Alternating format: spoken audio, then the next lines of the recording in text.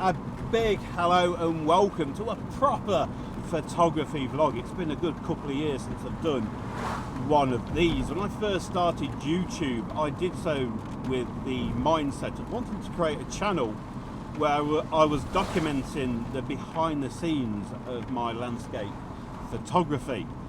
I wanted to create video stories that gave more of a story than a single image can, if that makes sense, and show that all the trials and tribulations that it takes into all the effort you have to put into actually capturing a decent image, which doesn't always happen.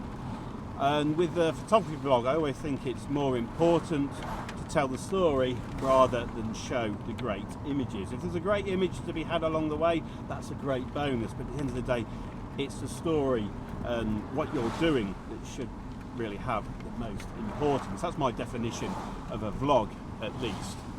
Now, in the last 2 or 3 years, my attitude has sort of changed a little from what it was when I first started doing YouTube, in that I want to give more value to you, the viewer, and that's where the idea for the more documentary style videos came from that I released last year.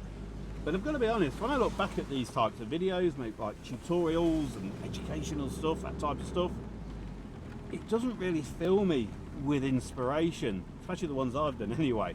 But if I look back at the vlogs that I've done, that's a totally different story. It reminds me of the time when I went there. It's a bit like a video photo album, and it sort of gives me my own personal inspiration by looking back at that work I've done previously.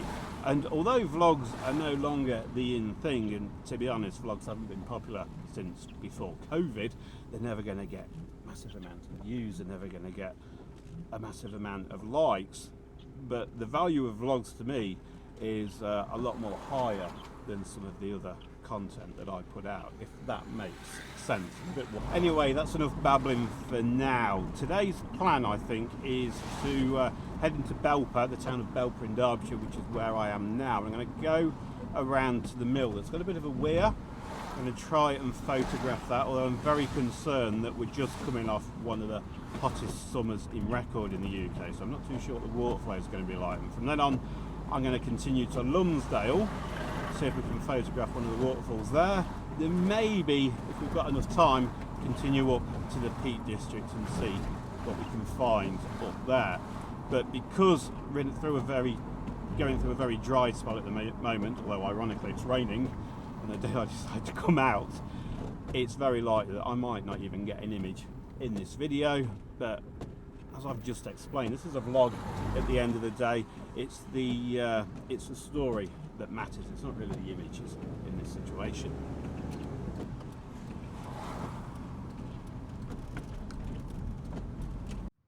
So this is the Struts Mill in Belper, a very important part of industrial history for this area, but sadly, as you might be able to see from the top there, it's a building that's fell into disrepair, and I don't think there's going to be any funding forthcoming to bring it back to its former glory, which is very sad. But onto the subject that I've come here to photograph, which should be just over this wall, and today sadly is running, well, it's not running at all, it's very dry. That wall over on the far side there should be a weir. I think this is the River Derwent, and normally the waterfall's cascading over the top, and I've never seen it dry actually. Just looking over to this side, just over here, we can see the dry riverbed as well. That's really quite surprised me. Admittedly, we're just coming off one of the hottest summers in UK history, but I hadn't expected to see this weir dry. Let's go have a look further round. So coming around the back of the mill now into the river gardens here at Belper.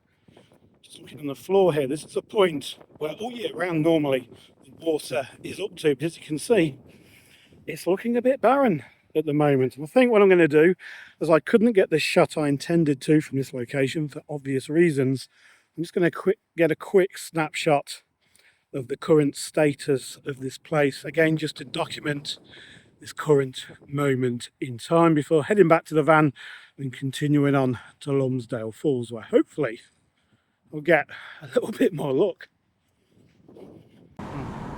Now, as I leave Belper now after that flying visit, I'm reminded of two things that I've forgotten about vlogging, and the first one was the technical aspect and things always going wrong. That last bit I did to camera in the Belper Riverside Gardens there, I had to do that 3 times over because my microphone kept failing, and eventually I had to rely on the onboard audio on my phone, so apologies for any wind noise on that last section. The second thing that I'd forgotten about vlogging was due to the unplanned and unscripted nature of making videos such as this. Unplanned things often happen, such as that particular weir not being in full flow and me not being able to get an image. Hopefully though, on our next stop at Lumsdale Falls, there will be at least one image, because I've never known Lumsdale to run dry. So onwards to Lumsdale.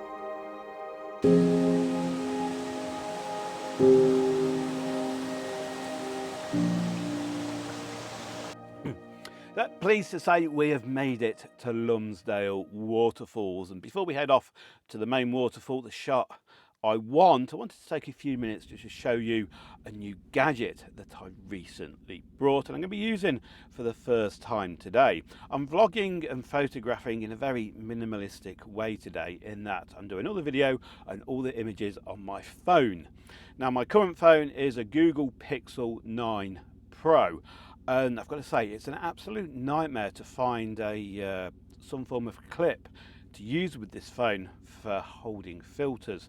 And that's quite an essential thing when it comes to waterfall photography. What I've done recently, I've just attached this to my old Wowie, which I got in the back of the van here.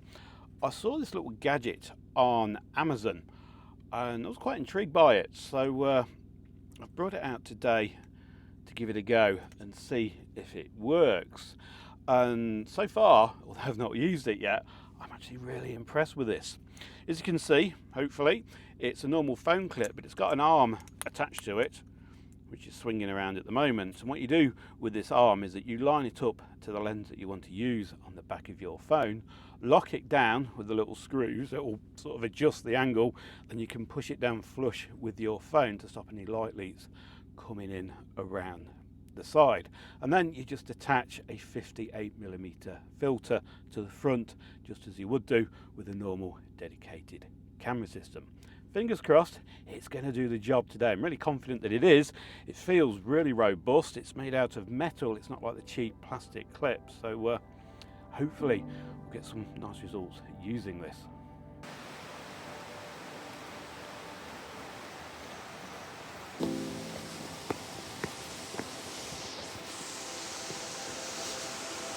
That made it to the first of the 2 waterfalls that are accessible here at Lumsdale, and as I sort of guessed, really, I didn't really think I'd be able to get an image from this particular spot, and I'm not even going to try.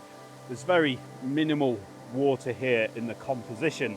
The flow's not too bad actually, considering the conditions currently in the UK, but for a composition here, as you can see, the water would only be a tiny element of the image.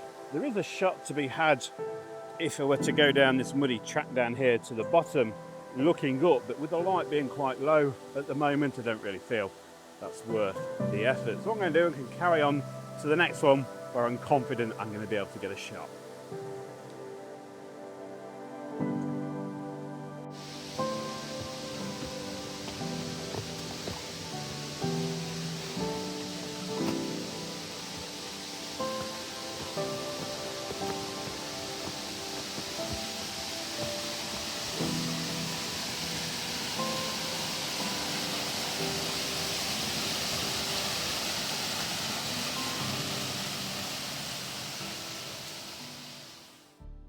this is the image I was looking for today, and as you can see, the water's flowing. It's not a great deal of water coming over, but it's more than enough to get a decent image from this location. In a minute, I'm going to set you up so you can get a vertical composition from this location. I might try something a bit more intimate with the top of the fault wall as well, but for the main composition I'm looking for here is using these ferns here at the bottom of the frame, just positioning them so they're sort of in the centre with no distractions on either side. Moving forward, we've got the waterfall itself, and to sort of smooth this out, I'm going to be looking at around half a second to a second shutter speed. Now the light at the moment is very fleeting. Sometimes the sun's out, sometimes it isn't, and at the moment it's fairly dark. So by just using a polarizer with my phone, I should be able to get that half second to a second shutter speed to really stretch out the water here, but not send it too milky. Continuing up the frame, we've got this woodland at the back of this sort of green canopy. I really want to include that at the top of the frame as well, and overall I think it should make for a really pleasing image.